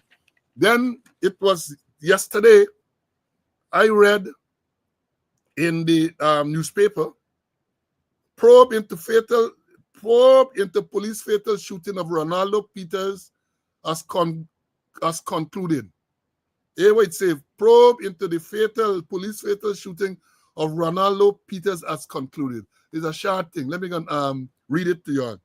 The Guyana Police Force's Office of Professional Responsibility and the Regional Security System, RSS, they always left out the vowel, have completed their investigations into the fatal shooting of Ronaldo Peters in Linden, according to the release from the police today. So they said they completed one investigation. The case file is expected to be forwarded to the Director of Public Prosecutions by April 23rd, 2025 to obtain legal advice. That is today. They're supposed to send the thing. Additional witnesses into the fatal shooting of Kian Fortuny are expected to be interviewed today by investigators to complete the case before the file is summoned. Before the file is submitted, the release said. The RSS is also expected to submit a report containing findings and recommendations. The RSS report is to be available by Friday, the 25th. Now, here what they're doing, we can dissect this thing, you know. So they had this investigation, but based on the release on the police, 2 separate investigations. They did one in respect to Ronaldo Peters. There's a Monday night shooting where they said Peters was wanted in connection with some allegation that sexual allegation, sexual assault allegation. And when the police sergeant went for him, we saw the video. He was sitting there, he saw the sergeant, he ran. Sergeant pursued him, and the sergeant claimed that Peters tried to scale some fence, and when he tried to pull it down, the fire went off accidentally. Peters was shot. We saw the video, Peters being dragged like a dead animal, dragged and taken to the minibus. And the next day or shortly after, we also saw another video where the man was obviously alive in the vehicle. Then one of the most worrying things, it has been revealed based on the thing that Peters, this vehicle that went to where he ran, the sergeant police pursued him, was a minibus. They said owned by some local post, a minibus. But it has been reported that that this boy, after being shot, was taken to the hospital in a police vehicle. So they took him somewhere, transferred him to a police vehicle, and they took him to the hospital, and he later died. So you had that. And then the next day, you had the shooting of the next man, done. But what this is saying, that the shooting of the first shooting in Monday Night Peters has concluded. The first investigation to that has concluded, and they said they sent it to the Director of Public Prosecution today, April 23rd, to obtain legal advice. Right? Well, let me tell you all this. And I don't even need the crystal ball for this. I don't even need the crystal ball. Before the end of the week or shortly after now, you're going to hear that the sergeant charged, Kendall, is charged. The question is whether they're going to charge you for murder or manslaughter.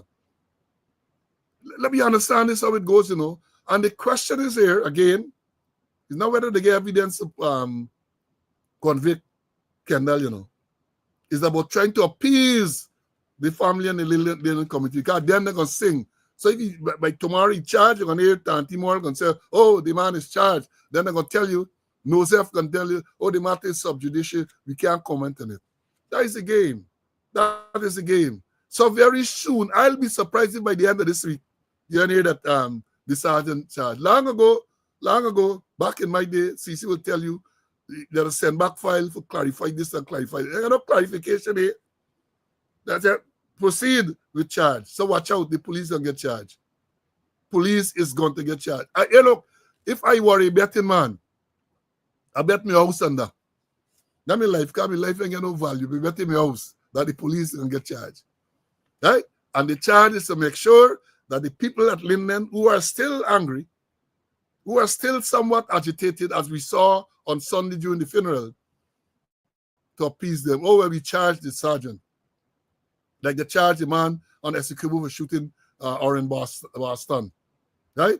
Like they charged the police for shooting the two men at Maikoni New Year's morning 2023. Right? And so many others. And then you're not going to hear nothing further about it. You're not going to hear anything further. So they're saying that.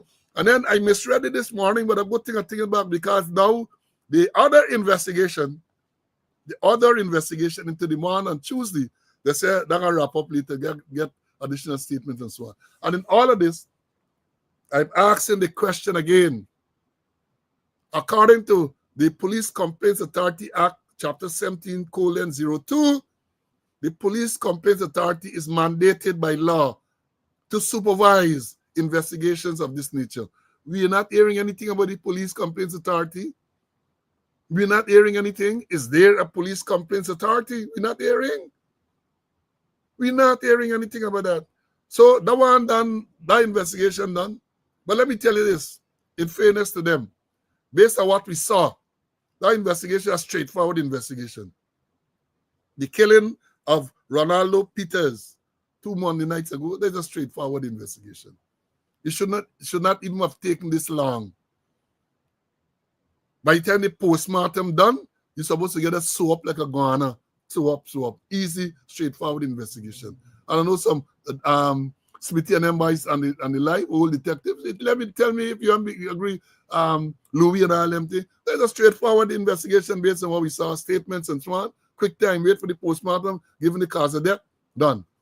Right? Done. Let me bring in Mr. Conway, and I want to make some more comments on this same matter.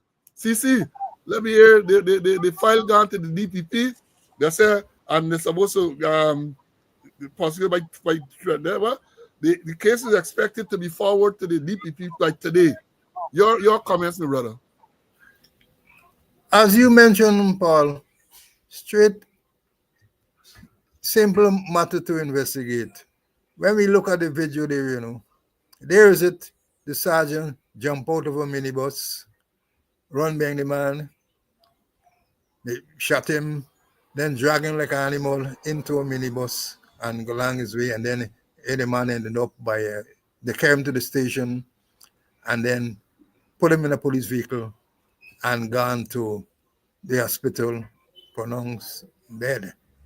The thing is, that those are simple, straightforward investigation. And instead of the police building capacity, they're outsourcing.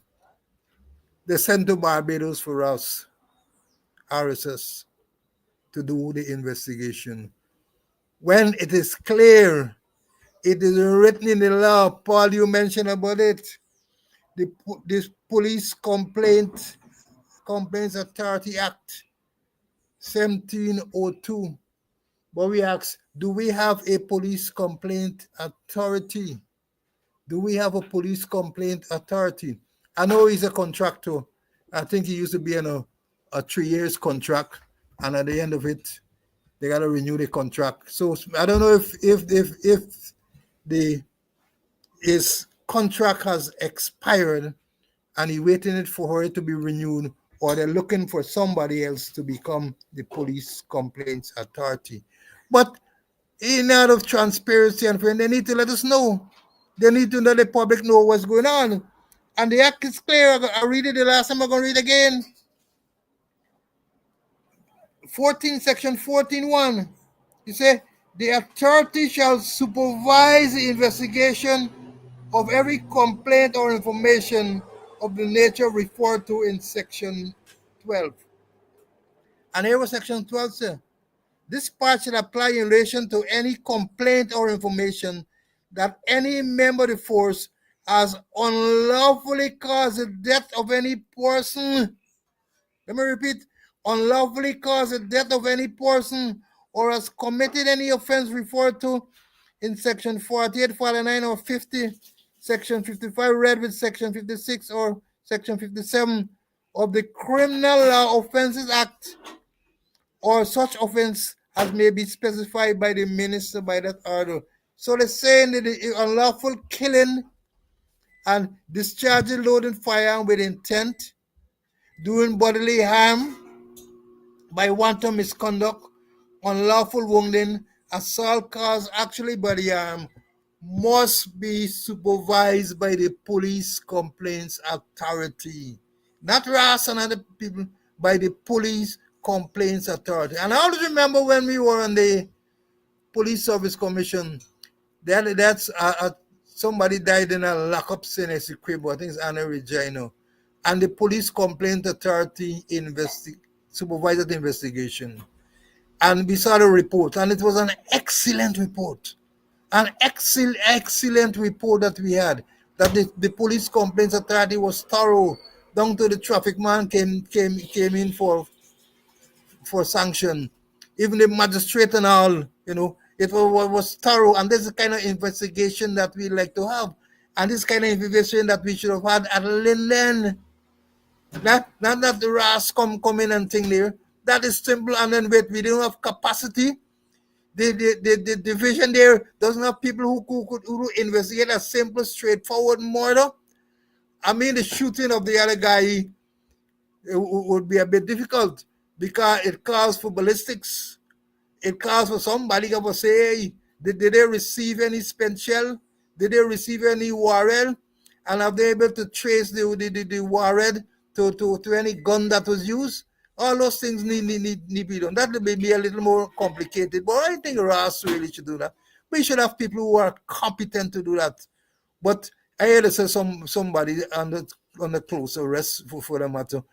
But the thing is that where is the evidence? Did they get the evidence? Did they identify the bullet? Did they get a warhead?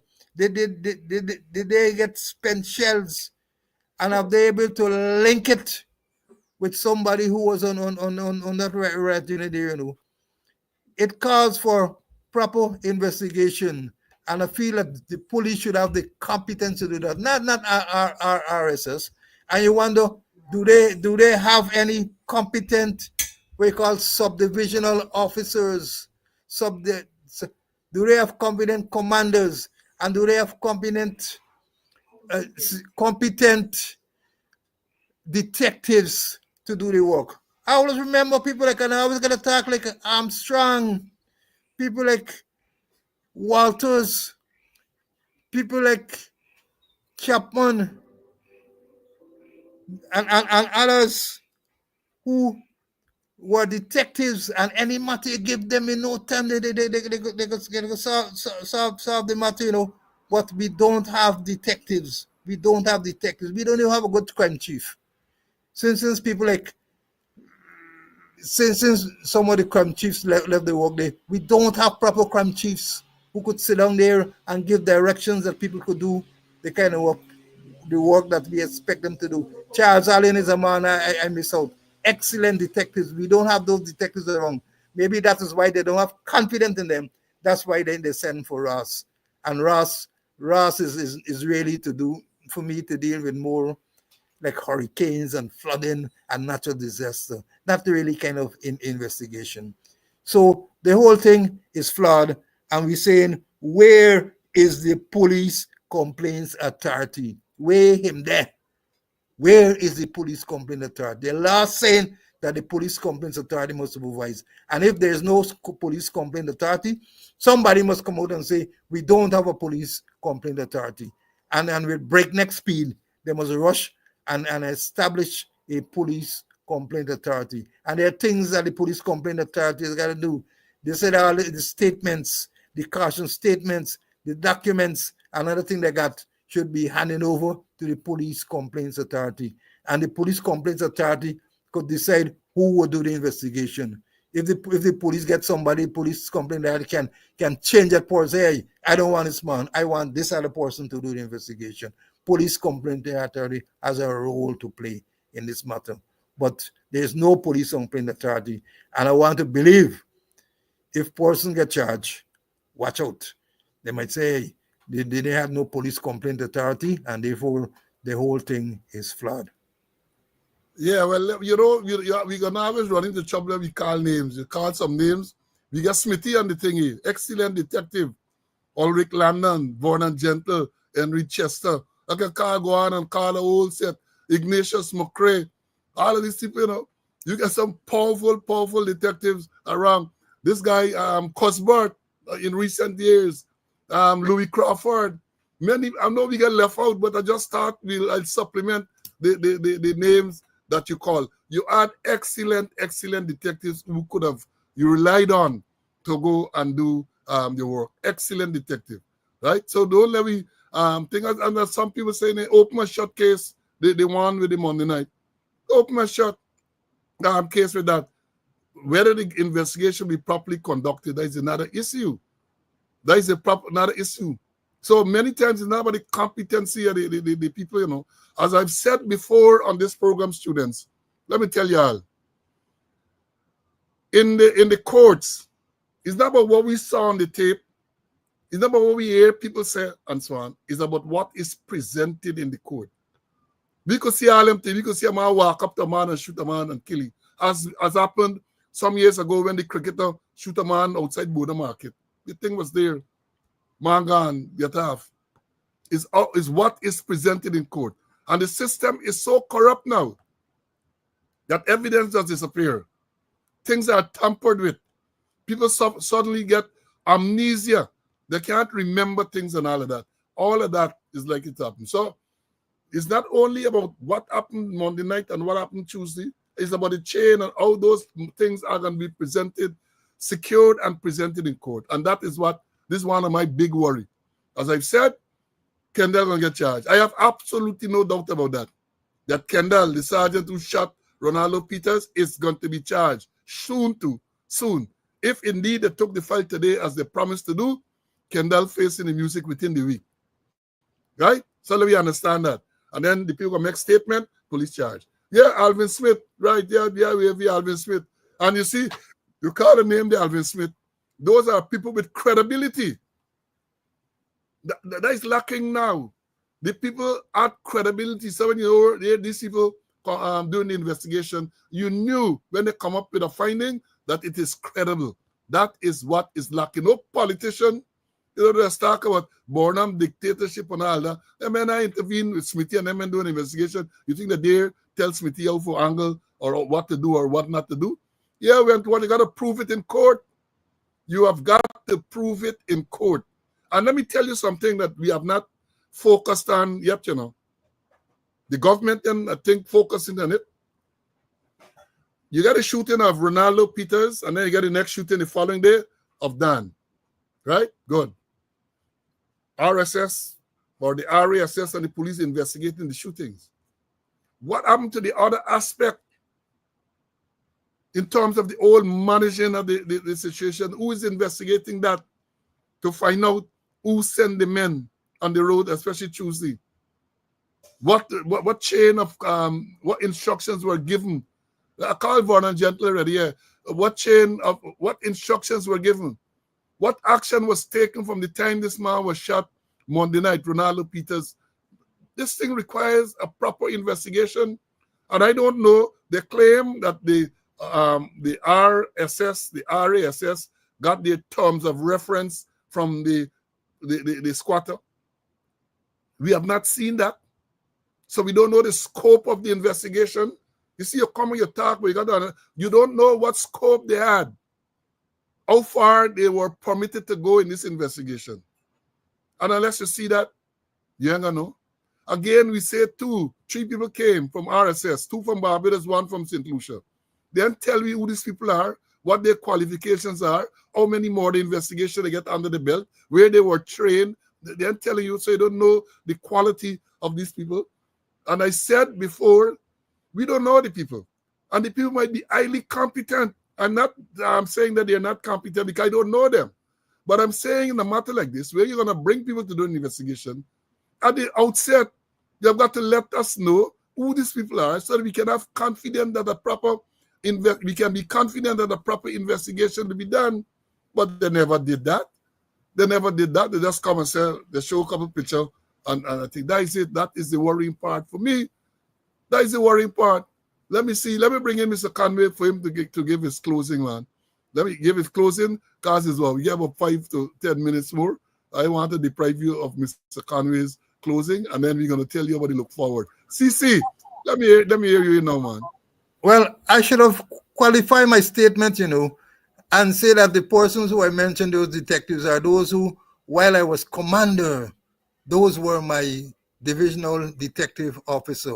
And I agree with you, excellent detectives. We could take a whole episode just talking about those detective officers that we had. Now, two things here. The president was in Lethem, and I heard a very interesting story. A Lance Corporal, 16 years as a Lance Corporal, 26 years in the work. I understand he was in fully dressed in uniform, and he went before the president, and he showed the president the piece of stripe there. My wife just said piece of stripe. He said, Mr. President, I'm 16 years a Lance Corporal, and I will retire shortly. I have 26 years in the job. And the president said, hey, Budram, where is Budram? Where is Deputy Commissioner Budram? And Budram hardly turned up. And the president said, I can't do I get it. I told you all that when persons retired, they must retire as least an inspector. As from today, this rank is a sergeant. He has been promoted to sergeant. And here the guy kneel down and said, thank you, Mr. President, I'm going to vote for you. The point I wish to make is that, hey, the president ain't get no authority to promote anybody. He can appoint deputy commissioner and commissioner after meaningful consultation with the leader of the opposition and the chairman of the Police Service Commission, who would have consulted with Adam. And it is in Article 212.1. And any other promotion from inspector to assistant commissioner is a police service commission. From Lance Corporal to sergeant is the commissioner of police, not no president. And then I recall sometime where a guy had entered the presidential compound there, took away a weapon from somebody, shot one of the guys there. The police subsequently, the police subsequently shot him, and the injured person was taken to the hospital. And there you had the president went to the hospital with a squatter and pin on a 2-stripe on the man. Pin on a 2-stripe on his pajama. You know, the thing is that the president has no authority to promote any police person. And there it is, understand, it happened at Letem. And with the investigations, the financial investigation that is going on with the Region 1 and the Police Finance Office, and my information is that it has come to a standstill, that the Region 1 people blaming the squatter and the finance man, saying it's you tell me for cover up the matter. And then they telling the Region 1, you walk too fast, you walk too clumsy, you only had no right to go to Morocco and get people for sign blank thing and go to Port Kaichuma and get defense. So the whole thing now perhaps has come to a standstill. But we keep it on our burner all the time. We're going to keep it on the front burner all the time. Let me say this. Going back to this detective thing, because some people mentioned some names, Joe Tyndall and all these people and so on. Don't forget, we have come, things have changed dramatically, so much so that the most senior detective in A Division, right, when he went to the mayor's office some time ago, because he was sending to arrest the mayor, he wanted to read a caution before charge, which all of us were taught in training school. The man had to take out a piece of paper, read for paper. You know the caution before charge out here. He is a detective superintendent at the time. He's a senior soup now at A Division. So what do you expect? I went to court. Connie and I were in court during that trumped up conspiracy to commit fraud charge.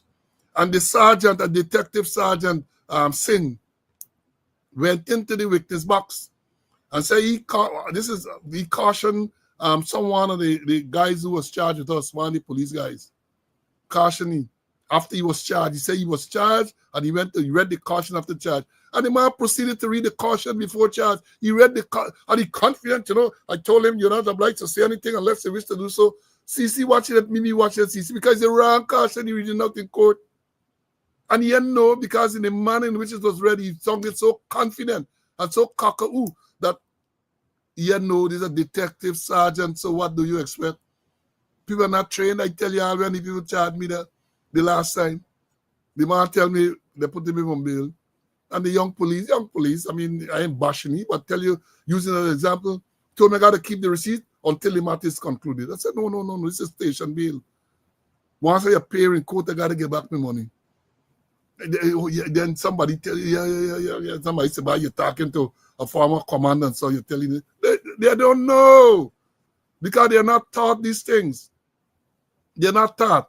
And what they're taught, the examples they're following is this. The darker you are, the lower you are on the index. The developed countries hardly ever get on this index. And they have more institutional corruption, in my view. What about within your government? Yeah. Do you accept bribes? No, I don't. We've spoken to a number of Chinese business people in Guyana who said that you do accept bribes, and they've said that, in fact, it's the only way to get business done. Yeah, well, I can't comment on that. You can just sit there and fabricate that. Unless you say who the person is, I can't comment on anonymous people. Okay, well, let's talk about specific individuals. What is your relationship with Mr. Su Zhirong? Su?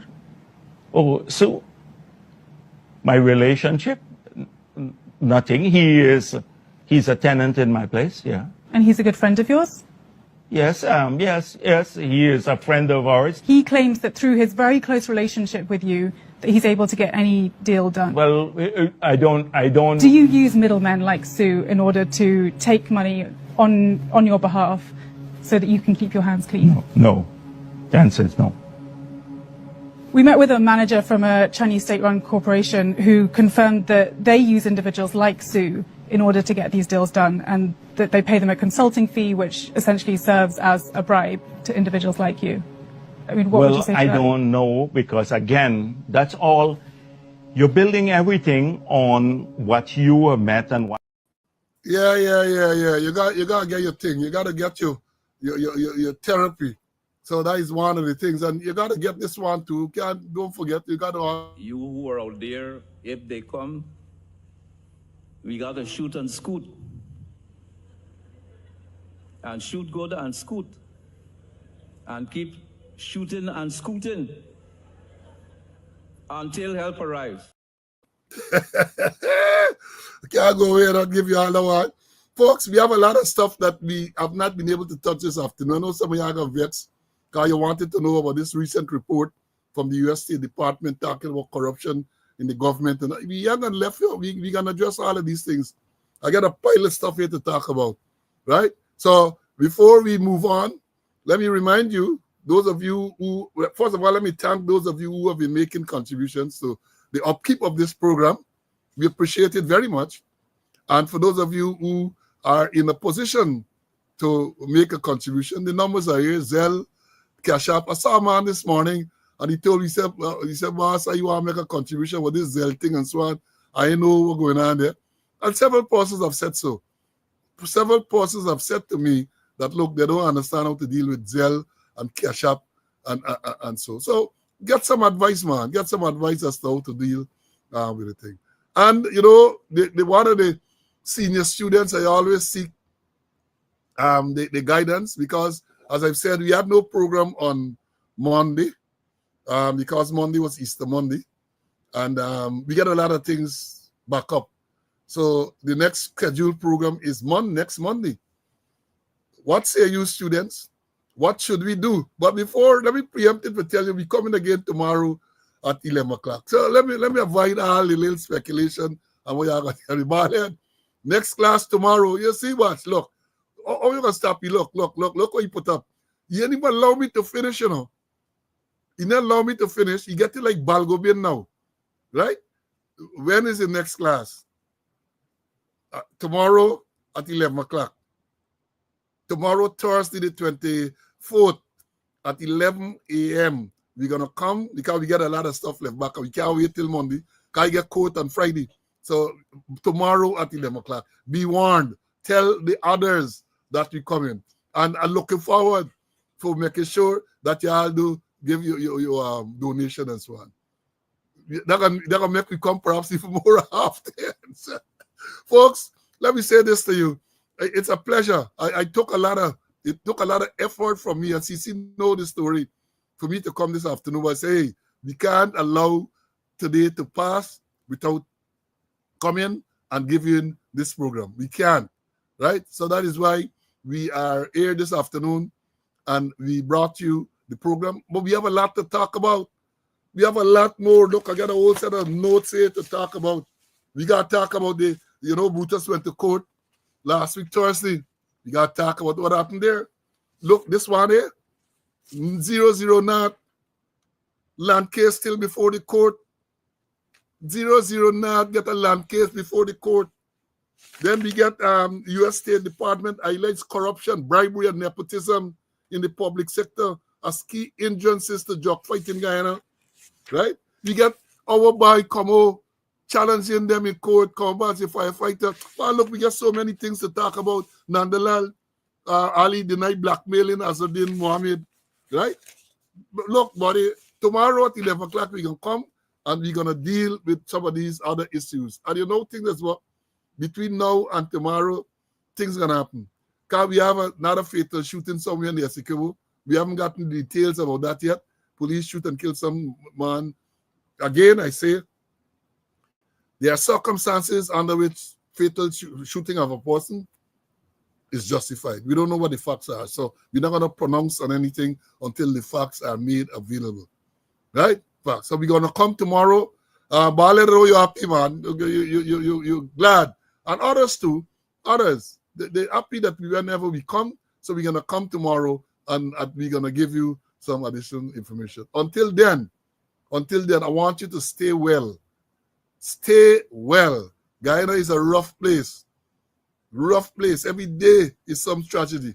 I hear they had some, I told you all a thing of fire burn up in the house at West Coast Bobbies. Every day is something. Every day is bacchanal. Every day, and then people will come tomorrow afternoon. They, oh God, red drawers and all tomorrow afternoon. You're going to hear the story. Big bacchanal. You know, mighty joke. Big bacchanal just the other day. We did it and she Makume. You must listen to the song. I want tomorrow, you come. This is your work. You must indicate to me how many of y'all went to YouTube and found Woman Bacchanal by the Mighty Jew. Woman Bacchanal by the Mighty Jew. And then when you come later on, it's going to be, what the man name? Fight Nello. You lie. That is lie. Lie. Teacher Percy say if you tell a lie, you're going to hell as soon as you die. Folks, stay well. Stay well. Be safe until we come again. God spare life. Remember, he's in charge of everything. Read his plan. We say man appoints, God disappoints. So God's willing, we'll be here tomorrow morning at 11 o'clock for next episode of Speaking Out, Exposing Corruption and Incompetence. Until then, bye. Stay well.